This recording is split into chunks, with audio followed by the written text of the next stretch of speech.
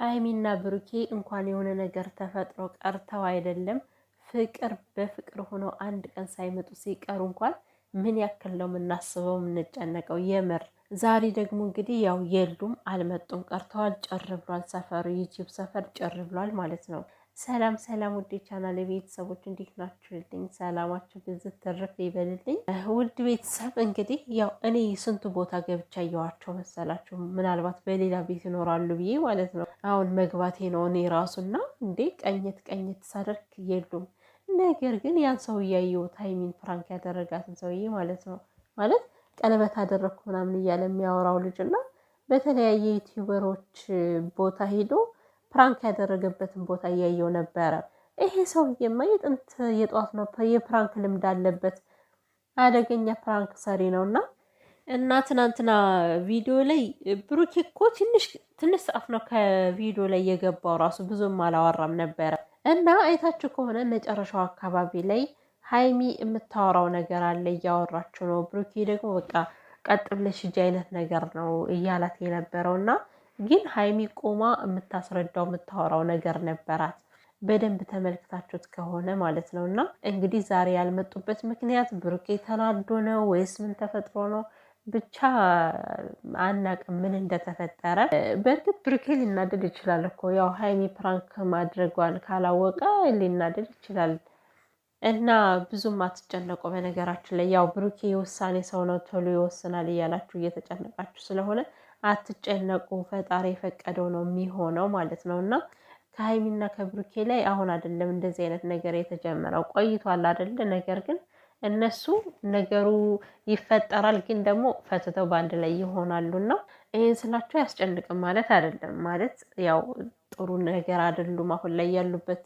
ትናንት የተፈጠረ ነገር አለ፣ እንደገና ዛሬ ሳይመጡ ሲቀሩ ደግሞ አያስጨንቅም ማለት አይቻልም። ያስጨንቃል በእውነቱ የምር።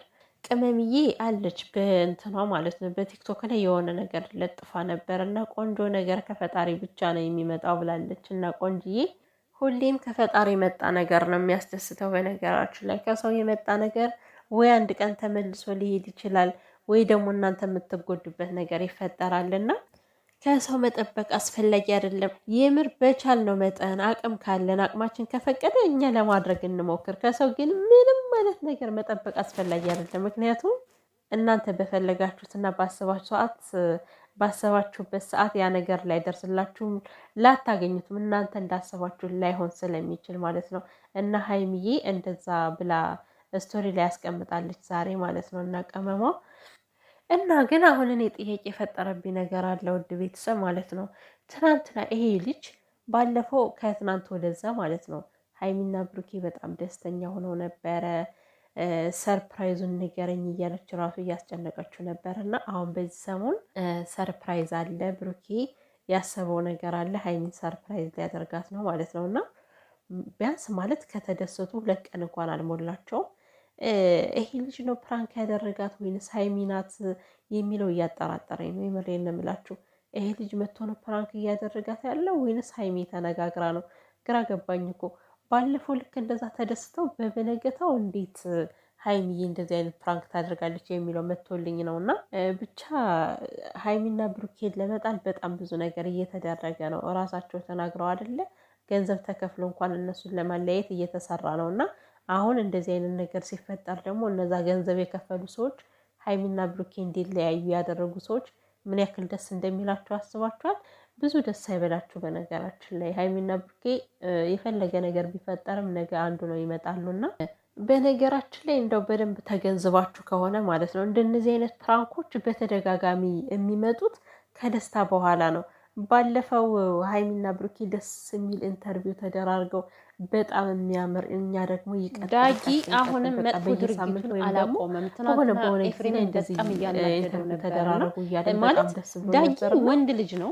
እኔ እንጃ ወንዶች ደግሞ በጣም እንደዚህ አይነት ነገር ላይ በጣም ስስ ናቸውና አሁን ለምሳሌ የእሱ ፍቅረኛ በደስታቸው ሰዓት እንደዚህ አይነት ነገር ሄዶ እንደዛ ቢለው ምን ለምን እንደሆነ አይገባኝም። በጣም ብዙ ነገሮችን ይፈጥር ነበር። ስለዚህ ወንድ ልጅ ሆኖ በወንድ ልጅ ላይ እንደዚህ መቀለድ መጫወት በጣም ያስጠላል ማለት ነው። ከመካከል የሆነ ነገር ይፈጠራል። ቪዲዮ ብቻ ውድ ቤተሰብ ያው ሀይሚና ብሩኬ ነገ ይመጡልናል። እንግዲህ በሰላም ይመጣሉ ብለን ተስፋ እናደርጋለን። ሁላችንም ተስፋ እናድርግ። ባለፈው ራሱ ብሩኬን ለመንካት ብሩኬ ባይልም ፍቅር በጣም ሰው እያመጣህ ታሰድባት እያለ ነበረ። አሁን ዳጊ ያልገባው ነገር ህያብን እያሰደባት ያለው ዳጊ እንጂ ኤፍሬም አይደለም። እንዴ ልክ ገንዘብ ወዳጅ አድርጎ ሰው እንዲያት ያደረገ ራሱ ዳጊ ነው። በገንዘብ እየተሰለፈ ያለች ማለት ነው። እና ጓደኞቼ እያለ ማለት ነው። ዝም ብሎ ሌላ ነገር የሚወራውን ምንድነው ሌላ ነገር የሚወራውን ነገር አትመኑ፣ አትረበሹ። የምሬን ነው ማለት አንድ እውነታ ምንድነው ሀይሚና ብሩኬ የቀሩበት ምክንያት ምንም አልታወቀም። በየቦታው ሌላ ነገር ትሰማላችሁ፣ ብዙ ነገር ትሰማላችሁ። ይሄ ግን ውሸት ነው። ከልባችሁ እንዳታስገቡት። ሀይሚና ብሩኬን ጸንታችሁ ጠብቁ፣ አትረበሹ እላችኋለሁ። ውድ ቤተሰብ ደህና ደሩልኝ። ባይ ግን ቪዲዮ ላይክ ያደረጋችሁ ውጡ፣ ሰብስክራይብ ያላደረጋችሁ ሰብስክራይብ አድርጉ። ወዶቼ ባይ ወጣችኋለሁ። አያስፈልግም አልፈልግም እያለ ነበር ትናንትና ብሩን። እንደዚህ ማለት እኮ አያስፈልግም እንዴ! ፈጠጥ በል ኤፍሬም፣ ቆፍጠን በቃ ጀግና ሁን። ሲጀምር እንደዚህ አይነት ሰው ማግኘት አያስፈልግም። እንደው ለዩቲዩብ ብላችሁ ከሆነ ነው እንጂ እኔ እንጃ። ይሄ በትክክለኛ ላይፍ ከባድ ነው። እንኳን አይደለም ለወንድ ለሴት ልጅ ይሄ ከባድ ነው። የምር ትዕግስት የማይሰጥ ነገር ነው እየተደረገ ያለውና ኤፍሬም በቃ ኮስታራ አሁን ማለት ነው። ብዙ ጊዜ ኤፍሬም ይሄ አነጋገር የሚችል አይመስለኝም። ነገሮችን በአግባቡ ማስረዳት የሚችል ልጅ አይደለም። በቃ ለዛ ነው ይሄ ልጅ እየተደጋገመ እያናደደው ያለ።